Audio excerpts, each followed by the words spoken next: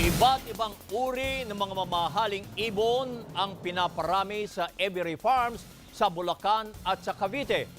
Kung ano-ano itong mga ibon na ito, yan po ang tampok sa KBYN Special.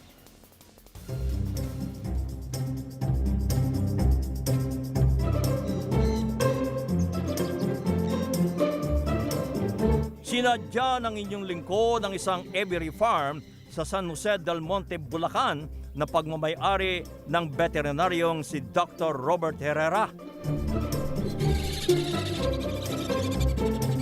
Ang lahat ng kanyang mga alagang ibon dumaraan muna sa mga incubator na ito para maging inakay. Ito, babad pa, oh. Magkayakap sila.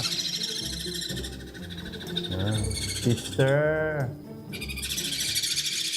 Mahigit 100 inakay na may iba't ibang lahi ang kasalukuyang pinapalaki ni Doc Robert. Meron din siyang mga Sun Conure, Indian Ringneck, Parakeet at Peacock. Katuwang naman ni Doc Robert sa pagpapantili ng farm ay ang asawang si Chona. Sinamahan ko siyang magpakain ng ilan sa mga alaga nilang ibon. Magtrabaho din pala to. Oo. Pero katulad ko kung retired, nakakalibang ho kasi dati ho wala akong ginagawa. Inikot din namin ni Doc Robert ang iba pang bahagi ng kanyang farm kung saan naroon ang iba niyang alaga. Ilan sa mga ito ay abot sa 100,000 piso ang halaga. Sa pagbebenta naman ng ibon ay napagtapos niya ang mga anak hanggang kolehiyo. So tuloy-tuloy mong gagawin ito? Oo, hanggang kaya. Hanggang kaya pa? Oo, saka nag-enjoy ako. Nag-enjoy. Ito yung pinaka-exercise ko. Yeah. Isa ring Every Farm sa Imus, Cavite ang sinadya ng KBYN na pagmamay-ari naman ni Ginoong Saldeo Eboy Sabater.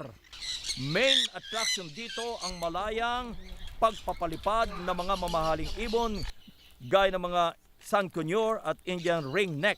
Bali, ito yung aviary ko. Lumago na lang dahil sa kaanak nila. Yung mga nagpi-pre-flight, bago nila maging i-pre-flight yan, dapat ikaw yung kilalang amo. Kasi para sa iyo yung pupunta. Ganun.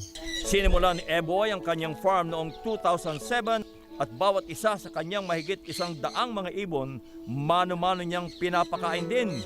Hinahandpid ko sila pag mga kinukuha sila sa pugad. Kinukuha sila sa pugad ng 3 weeks. Tapos ako na yung mag-handpid sa kanila. Bali, syringe yung gamit ko. Tapos hanggang sa lumaki, yun, nakikita nilang ako yung nag-alaga sa kanila. Kaya lagi silang nasa akin. Yun. Libre ang pagdalo sa farm ni Eboy at pwede rin magpakain ng mga ibon.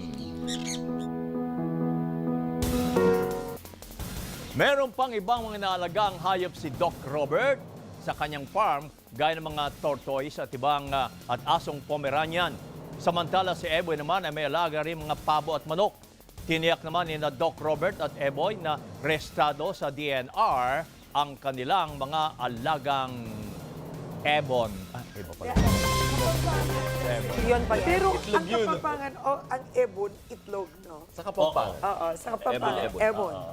Ebon palang itlog na. Yan, ebon palang itlog na. Pero cute nun, Cubs, ano? Cute nun. Bao.